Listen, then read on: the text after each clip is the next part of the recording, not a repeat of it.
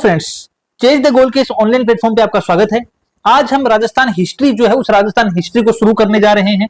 Already हमारे YouTube channel के ऊपर आपको जियोग्राफी जो है वो पढ़ाई जा रही है, साथ में जनरल साइंस की क्लासें अपडेट हो रही हैं, मैथ्स जो है वो आपको पढ़ाई जा रही है। इनके साथ साथ आपको एग्जाम्स के निकलने वाले फॉर्म, उनके होने वाले रिजल्ट्स और जो पेपर लग रहे हैं उन पेपर का सॉल्यूशन भी प्रोवाइड करवाया जा रहा है। हम उम्मीद कर रहे हैं कि जो भी आपको सामग्री यहां पर उपलब्ध करवाई जा रही है वो सारी की सारी सामग्री आपके लिए किसी न किसी प्रकार से एग्जाम के पॉइंट ऑफ व्यू से महत्वपूर्ण है और आप उन सभी सामग्रियों से लाभ भी ले रहे हैं। तो बच्चों, शुरू करते हैं आज राजस्थान हिस्ट्री को। और राजस्थान हिस्ट्री के अंदर हम सबसे पहले शुरुआत करेंगे चौहान वंश की। हम डायनेस्टीज पढ़ेंगे और डायनेस्टीज में सबसे पहला जो हमारा वंश आता है वो आएगा हमारे सामने चौहान वंश। हम कब से पढ़ते आ रहे हैं, हम कब से सुनते भी आ रहे हैं कि एक पृथ्वीराज चौहान हुआ करता था जिसने मोहम्मद गोरी के साथ लड़ाई की थी। लगभग 17 बार लड़ाइयां हुई हैं। उस लड़ाई के अंदर मोहम्मद गोरी जो है वो जीत नहीं पाया, लेकिन तराइन के द्वितीय युद्ध के अंदर मोहम्मद गोरी जीत जाता है। उसके बाद में जो है पृथ्वीराज चौहान को मूवी, इस पर कई मूवी भी बनी हुई है जिसके अंदर हमारे जो अक्षय कुमार साहब है उन्होंने भी रोल प्ले किया है। तो उस मूवी के अंदर क्या फैक्ट दिखाए गए हैं, क्या वो रियल के अंदर थे या नहीं थे, या फिर हमारी जो हिस्ट्री है जिसमें चौहान वंश है वो कितना गरिमापूर्ण वंश रहा है, इसकी जानकारी जो है हम आपको इस क्लास के माध्यम से देने की कोशिश करेंगे। तो चौहान वंश जो है, इस चौहान वंश की उत्पत्ति के बारे में जो हमारे इतिहासकार हैं वो इतिहासकार एकमत नहीं है। कैसे नहीं है? जैसे कि हमारे जो सूर्यमल मिश्रण साहब हैं, जो हमारे सूर्यमल मिश्रण साहब हैं, और जो हमारे चंद्रबरदाई क्या थे? चंद्रबरदाई जो थे वो हमारे पृथ्वीराज चौहान के मित्र भी थे, उनके राजकवि भी थे। ऐसा कहा जाता है कि जन्म एक साथ था और इनका मरण भी क्या था? एक साथ ही था। एक साथ ही इनको जन्मा हुआ बताया जाता है और एक साथ ही ये मरे भी थे। ठीक है, तो ये सूर्यमल मिश्रण और चंद्रबरदाई जो है, इन्होंने क्या कहा है? इन्होंने कहा है कि जो हमारे चौहान वंश थे, ये चौहान वंश कैसा था? ये चौहान वंश अग्निय वंशीय था। अग्नि वंशीय का मतलब इनकी उत्पत्ति को मानते हैं कि वो, इनकी उत्पत्ति जो है वो हवन कुंड से हुई है। हवन कुंड के अंदर जो धधकती हुई आग थी उस अग्नि से क्या है, चौहान कुंड, जो हमारा चौहान वंश है उसका जन्म हुआ है। इसी कारण से इस चौहान कुल को अग्नि वंशीय बताया है हमारे सूर्यमल मिश्रण और चंद्रबरदाई ने। कौन कौन से शासक? ऐसा कहा जाता है कि जब यज्ञ चल रहा था तो उस यज्ञ के दौरान सबसे पहले जो निकल के सामने आए, सबसे पहले कौन से निकले? सबसे पहले उस यज्ञ कुंड की अग्नि से प्रतिहार निकले। प्रतिहार के बाद में जो निकले वो परमार निकले। परमार के बाद में जो यज्ञ कुंड से निकले उनको चालुक्य कहा गया। और सबसे लास्ट में जो निकले वो कौन से निकले? हमारे चौहान निकले। तो इन सभी की उत्पत्ति को ये कहा गया है कि ये सारे के सारे जो वंश हैं, चाहे प्रतिहार वंश उठा लो, चाहे परमार उठा लो, चाहे चालुक्य उठा लो, चाहे चौहान वंश उठा लो, ये सारे के सारे वंश जो है वो अग्निवंशीय हैं। मतलब इनकी उत्पत्ति चंद्रबरदाई और सूर्यमल मिश्रण के अनुसार कहां से हुई है? अग्नि कुंड से हुई है। हमारे जो हवन कुंड के अंदर, हम बोलते हैं ना कि हवन कुंड में क्या करेंगे, तो वहां से क्या निकल के आए हैं? यहाँ वहां से इनकी उत्पत्ति को माना गया है। फिर मतभेद कैसे हुआ इतिहासकारों में? मतभेद इसलिए हुआ कि हमारे कुछ इतिहासकार जो हैं, जैसे गौरीशंकर ओझा हो गए, वो क्या बोलते हैं? वो बोलते हैं कि ये सूर्यवंशी हैं, ये चंद्रवंशीय नहीं, सॉरी अग्निवंशीय नहीं है, बल्कि कैसे हैं? ये सूर्यवंशी है। कौन कौन बोलते हैं ये? हमारे एक इतिहासकार आ गए जो सूर्यवंशी बोलने वाले हैं, इधर से लिख लेते हैं। हमारे एक इतिहासकार कौन से आ गए? अभी हमने नाम बताया था गौरीशंकर ओझा। तो गौरीशंकर ओझा क्या बोलते हैं? गौरीशंकर ओझा ये बोलते हैं, जो हमारे गौरी शंकर ओझा जो थे, ये क्या बोलते हैं कि चौहान जो हैं वो चौहान क्या है? वो अग्निवंशीय नहीं है, बल्कि कैसे हैं? ये सूर्यवंशीय हैं। ये किसने कहा? ये गौरीशंकर ओझा ने कहा। क्या गौरीशंकर ओझा ने अकेले कहा? नहीं, जो हमारे जयानक हैं, जो हमारे नयन चंद्र सूरी हैं, जो हमारे जोधराज हैं, तरह जो हमारे नरपति नाल हैं, कौन कौन से नाम आते हैं? यहाँ पर नाम आता है आपका जयानक का नाम आता है, ठीक है। यहाँ पर आपका नाम आता है नयन चंद्र सूरी का नाम आता है, नयन चंद्र सूरी का नाम आता है। यहाँ पर हमारे नरपति नाल का नाम आता है, और इसके अलावा जो यहां पर नाम आता है वो हमारे जोधराज का नाम आता है। तो इन सबने क्या बोला, इन सबने ये कहा कि चौहानों की उत्पत्ति जो है वो चौहानों की उत्पत्ति कैसी है, चौहानों की उत्पत्ति सूर्यवंशी है। ये किनके द्वारा कहा गया, गौरीशंकर ओझा हो गए, जयानक, नयन चंद्र सूरी, नरपति नाल और जोधराज। इनमें से जो जयानक है, नयन चंद्र सूरी हैं, नरपति नाल हैं, जोधराज हैं, इनकी फेमस चीजें आप पढ़ते भी हैं, इनके नाम आपने सुने हुए, जो एग्जाम में कई बार पूछे गए हैं। जैसे पूछ लिया जाता है कि जयानक की कृति कौन सी है, तो जयानक की कृति कौन सी है, ये बताता है पृथ्वीराज विजय। पृथ्वीराज विजय क्या है, पृथ्वीराज विजय जयानक की कृति है, जयानक की रचना है। ठीक है, पूछ ले नयन चंद्र सूरी ने क्या लिखा है, तो नयन चंद्र सूरी के द्वारा हमीर महाकाव्य लिखा गया है। नयन चंद्र सूरी ने क्या लिखा है, नयन चंद्र सूरी ने हमीर महाकाव्य लिखा है। नरपति नाल ने क्या लिखा है, इनके द्वारा बीसल देवरासु लिखा गया है। बीसल देवरासु है, इनके द्वारा क्या लिखा गया है, इनके द्वारा लिखा गया है आपका बीसल देव रासो, बीसल देव रासो। एंड फाइनली हमारे आते हैं जोधराज, और जोधराज ने क्या लिखा है, जोधराज के द्वारा लिखा गया है हमीर हट। ये हमीर हटी के हट के बारे में लिखते हैं। क्या बताते हैं ये उस हमीर के बारे में बताते हैं कि सिंह सुवन सतपुरुष वचन कदली फलत एक बार, त्रिया तेल हमीर हट चढ़े न दूजी बार। ये जो कहा है, ये जिस हमारे वीर के बारे में बात कही गई है, जिसे हम हमीर बोलते हैं, उस हटी हमीर के बारे में जोधराज के द्वारा लिखा गया है। तो ये सारे के सारी चीजें जो है ना, वो सब क्या है आपके लिए इंपॉर्टेंट है। एग्जाम के अंदर मल्टीपल टाइम पूछे गए हैं कि पृथ्वीराज विजय किसने लिखा है, हमीर महाकाव्य किसने लिखा है, बीसल देव रासो किसने लिखा है, और हटी हमीर के बारे में कौन महाकाव्य या किसके द्वारा रचित महाकाव्य हमें जानकारी देता है, तो जोधराज जी हो गए। तो इस प्रकार से मतभेद आप देख सकते हो कि सूर्यमल मिश्रण और चंद्रवर्जाई, जिनको अग्निवंशीय बता रहे हैं, उन्हीं चौहानों को सूर्यवंशी बताया गया है हमारे गौरीशंकर ओझा के द्वारा, और हमारे जो प्राचीन हमारे रचनाकार थे, प्राचीन कृतिकार थे, उनके द्वारा उनको सूर्यवंशीय बताया गया है। तो इस प्रकार क्या होता है, इस प्रकार यहां पर इनके बीच में एक मतभेद उत्पन्न होता है। एक और इंपॉर्टेंट क्वेश्चन जो एग्जाम के लिहाज से बहुत ही महत्वपूर्ण और कई बार पूछा गया है, क्या पूछा गया है, एक लाइन लिखी हुई आती है जिसे बोलते हैं वत्स गोत्र ब्राह्मण वंशीय। तो वत्स गोत्र ब्राह्मण वंशीय जो है, ये किसने बताया है चौहानों को, तो जो हमारा बिजोलिया शिलालेख है, हमारा एक शिलालेख था जिसका नाम क्या है, बिजोलिया शिलालेख। बिजोलिया कहां पर पड़ता है बच्चों, बिजोलिया पड़ता है भीलवाड़ा में। तो जो हमारा बिजोलिया शिलालेख है, यह बिजोलिया शिलालेख के अंदर क्या बताया गया है, इस बिजोलिया शिलालेख के अंदर यह कहा गया है कि वत्स गोत्र ब्राह्मण वंशीय, वत्स गोत्र ब्राह्मण वंशीय मतलब कि जो हमारे चौहान हैं, वो चौहान कौन से वंशीय हैं, चौहानों को ब्राह्मण वंशीय बताया गया है। वत्स गोत्र ब्राह्मण वंशीय, चौहानों को ब्राह्मण वंशीय बताया गया। यानी कि एक नई कल्पना या कह सकते हो एक नया मत निकल के सामने आ गया कि चौहान कैसे हैं, चौहान जो हैं वो ब्राह्मण वंशीय हैं। इसके अलावा और जगह से, जैसे हांसी शिलालेख के अनुसार और आबू का जो अंचलेश्वर महादेव मंदिर है, उस अंचलेश्वर महादेव के अंदर भी एक शिलालेख लगा हुआ जहां पर चौहानों को चंद्रवंशीय बता दिया गया। और एक शिलालेख और मिलता है, रायपाल सेवाड़ी शिलालेख मिलता है, उसमें चौहानों को इंद्र का वंशज यानी इंद्रवंशीय बता दिया गया। तो आप यहां से देखोगे कि आपको अलग अलग मत मिल रहे हैं। अलग अलग क्या मिल रहे हैं बच्चों, अलग अलग मिल रहे हैं कि अग्निवंशीय भी कुछ बोल रहे हैं, कुछ सूर्यवंशीय बोल दे रहे हैं, कुछ ब्राह्मण वंशीय। ये बहुत इंपॉर्टेंट क्वेश्चन है, एग्जाम में पता नहीं कितनी बार पूछा गया कि कौन से शिलालेख के अनुसार चौहानों को ब्राह्मण वंशीय, तो वत्स गोत्र ब्राह्मण वंशीय यानी कि बिजोलिया शिलालेख के हिसाब से बताएगा। याद कर लेना आपको डायरेक्टली इसको, ठीक है। तो अग्निवंशीय हो गए, सूर्यवंशीय हो गए, ब्राह्मण वंशीय हो गए, कुछ ने इंद्रवंशीय बता दिया तो इंद्रवंशीय हो गए, कुछ ने यहां पर चंद्रवंशीय बता दिया तो चंद्रवंशीय भी हो गए। तो आप देखोगे कि कई मत, एक मत हो गया, दो मत हो गया, तीन मत हो गया, चार मत हो गया, पांच मत हो गया। पांच मत हैं लेकिन पांचों में से एक मत किसी का भी नहीं है, मतलब एक सहमति किसी की भी यहां पर नहीं बन पाई।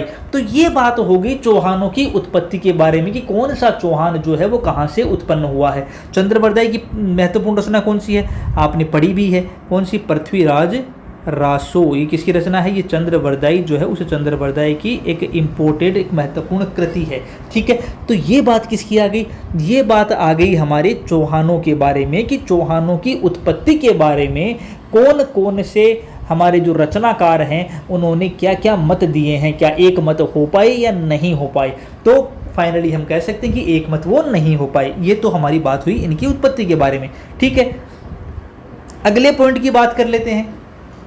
अगले पॉइंट में अगर ये बात करें कि सबसे पहले हम देखो हमारे पास जो हम चौहानों का वंश वृक्ष पढ़ेंगे, उस चौहानों के वंश वृक्ष में कौन कौन से चौहान पढ़ेंगे, हम पढ़ेंगे आपके नंबर 1 पॉइंट लगा लो, शाकंभरी के चौहान, शाकंभरी के चौहान, या आप बोल सकते हो सांभर के चौहान, सांभर या शाकंभरी के चौहान। जो सांभर का एरिया है, जो सांभर झील के आसपास का एरिया प्राचीन काल में सपालदक्ष के नाम से जानते थे, ठीक है। तो उसके आसपास का जो एरिया था वहां पर जो चौहान उत्पन्न हुए उन्हें सांभर के चौहान या शाकंभरी के चौहान बोल दिया गया। वासुदेव चौहान के द्वारा सबसे पहले जो थे चौहान वंश की स्थापना यहीं पर की गई मानी जाती है, ठीक है। तो हम शाकंभरी के या सांभर के चौहान देखेंगे। हम और कौन से चौहान देखेंगे हमारे पास, इसके अलावा जैसे नाडोल के चौहान आते हैं, अजमेर के चौहान आते हैं, रणथंभौर के चौहान आते हैं। रणथंभौर का चौहान पृथ्वीराज तृतीय की मृत्यु के बाद में उनका पुत्र गोविंदराज जो था वो वहां से भाग करके रणथंभौर के अंदर क्या करता है, चौहान वंश की स्थापना करता है। इस कारण से उसे रणथंभौर के चौहान के नाम से जाना जाता है। तो सबसे पहले हम बात करेंगे शाकंभरी के चौहान की, या सांभर जो है उस सांभर के आसपास के एरिया में जो चौहान हुए उन चौहानों की बात कर लेते हैं। तो क्या बताया मैंने बच्चों, अभी मैंने ये कहा कि सांभर के चौहान जो थे पहले प्राचीन काल के अंदर, सांभर जो था उस सांभर को किस नाम से जानते थे, सांभर जो था उस सांभर क्या है, सांभर खाने वाली नहीं, ये सांभर झील की बात चल रही है।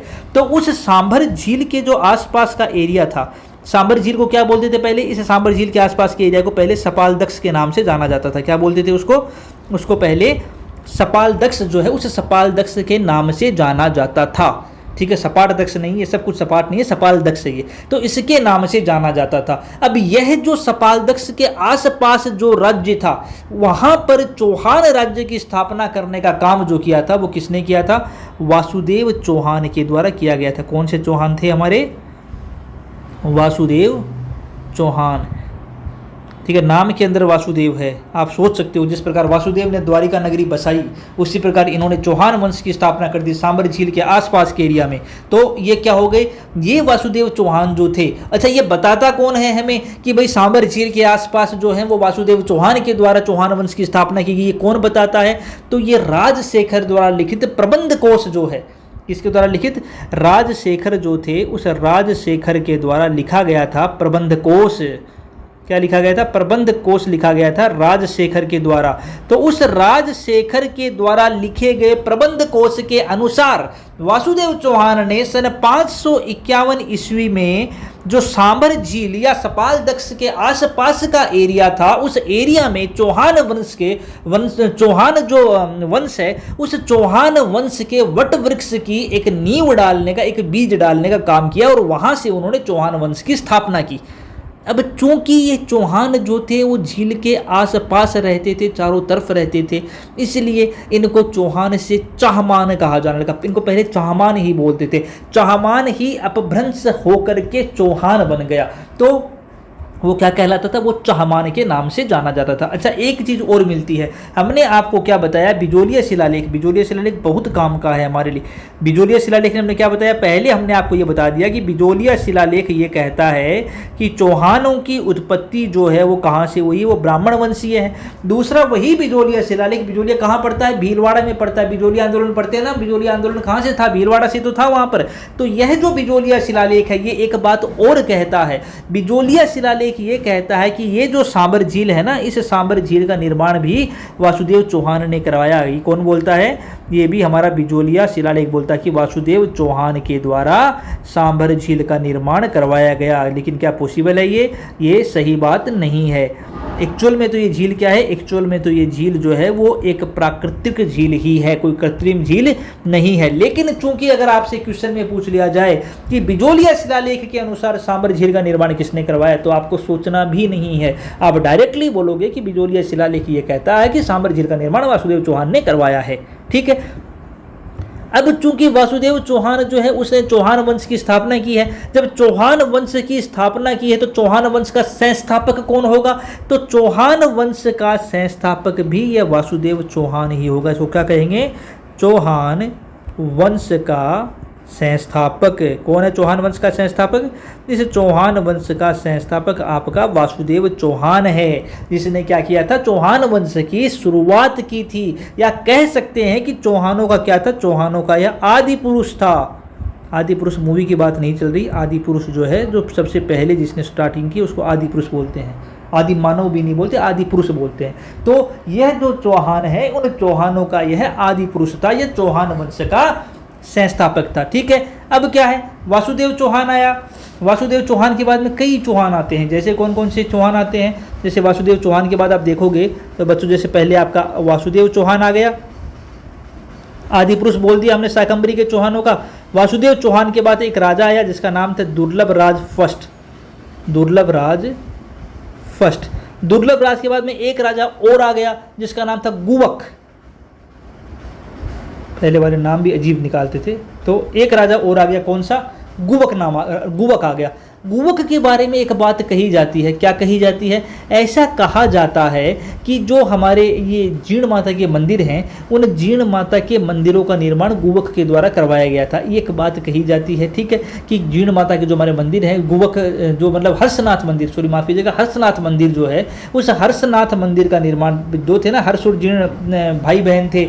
जीण जो थी वो नाराज होकर चली जाती है, ठीक है, तो हर्ष मनाने के लिए जाता है, लेकिन जीण मानती नहीं है। नहीं मानती तो हर्ष भी जो है वो एक पहाड़ी थी वहाँ पे पास में ही, सीकर में पड़ती है, तो उस पहाड़ी के ऊपर तपस्या करने के लिए बैठ जाता है। जिस पहाड़ी पर हर्ष तपस्या करने के लिए बैठता है वो हर्षनाथ की पहाड़ी हो गई। और उस हर्षनाथ की पहाड़ी पर जो मंदिर का निर्माण करवाया, जो हर्षनाथ की पहाड़ी पर हर्ष की पहाड़ी पर हर्षनाथ का जो मंदिर है, उस मंदिर का निर्माण किसने करवाया? गुवक के द्वारा करवाया गया। तो गुवक ने क्या करवाया? गुवक के द्वारा हर्षनाथ मंदिर का निर्माण करवाया गया। गुवक के द्वारा क्या करवाया गया? गुवक के द्वारा हर्षनाथ मंदिर जो था, उस हर्षनाथ मंदिर का निर्माण करवाया गया। क्लियर इतना? ठीक है, तो अब गुवक आ गया। गुवक के बाद में कौन आता है? तो गुवक के बाद में अगला जो शासक आता है उसका नाम है वाकपति राज। ये कोई इंपॉर्टेंट नहीं है, आपको पढ़ने भी नहीं है, ना ही आपको याद करने हैं कि ये जो वंशावली हम इनकी वंशावली वृक्ष बना रहे हैं, ये इंपॉर्टेंट नहीं है। कौन सी हमें इनकी वीरदावलियाँ गानी है जो हम इनके वंशों को डायरेक्टली याद करते हुए चलेंगे। तो वाकपति राज सेकंड आ गया। वाकपति राज सेकंड के बाद में आता है लक्ष्मण चौहान। कौन आता है?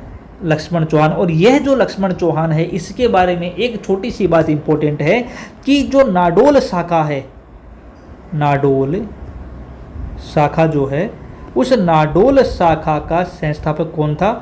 उस नाडोल शाखा का संस्थापक ये हमारा लक्ष्मण चौहान था। कौन था नाडोल शाखा का संस्थापक? लक्ष्मण चौहान जो था वो हमारी नाडोल शाखा का संस्थापक था।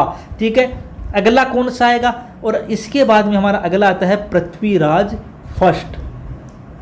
अगला कौन सा आता हमारा? इसके बाद में हमारा अगला आता है पृथ्वीराज फर्स्ट। और पृथ्वीराज फर्स्ट के बाद में हमारा आता है अजय राज।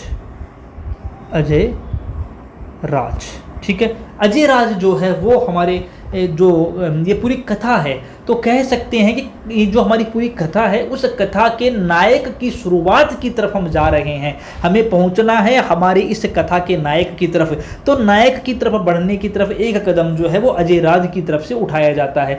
तो कहानी जो पूरी है शाकंभरी के चौहानों की, वो वासुदेव चौहान से शुरू होती है। अंत कहाँ होगी वो हम बताएंगे आपको, लेकिन अभी क्या चल रहा है, वासुदेव चौहान के द्वारा कहानी की शुरुआत की गई है यहाँ पर सांबर झील या सपालदक्ष के आसपास के एरिया में। अच्छा, यह जो सपालदक्ष है या सांबर है, इसकी राजधानी क्या होती थी? इसकी जो राजधानी हुआ करती थी ना बच्चों, इसकी राजधानी थी आपकी अहि छत्रपुर। क्या राजधानी थी? अहि छत्रपुर। अहि छत्रपुर। अहि छत्रपुर क्या था? जो हमारा नागौर है ना, उस नागौर का प्राचीन नाम अहि छत्रपुर था। तो अहि छत्रपुर इस सपालदक्ष या सांबर का जो था वो राजधानी थी। क्या थी इसकी? इसकी राजधानी थी। और बाद में कई चौहान शासक आए, आपके दुर्लभ राज, गुवक, वाकपति राज, लक्ष्मण और पृथ्वीराज फर्स्ट से होते हुए हम अजय राज तक पहुंच गए। तो हम अब अपनी अगली क्लास जो करेंगे उसमें अजय राज चौहान से शुरुआत करेंगे कि अजय राज चौहान का चौहान वंश के अंदर क्या महत्वपूर्ण रोल है, जिसके कारण से अजय राज को आज भी याद किया था। आप आज भी अजय राज को याद करते हो, क्योंकि जब आप देखते देखते हो अजमेर को तो आपको याद आ जाता है अजय राज, क्योंकि अजमेर शब्द के अंदर शुरू के 2 वर्ड जो हैं वो भी अजय राज के नाम से ही उठाए गए हैं। तो क्या था अजय राज, कौन था अजय राज, क्या किया अजमेर के अंदर, कैसे चौहानों के अंदर महत्वपूर्ण है, ये सारी की सारी बातें हम अपनी अगली क्लास में डिस्कस करेंगे। मिलते हैं बच्चों अगले वीडियो में, तब तक के लिए जय हिंद।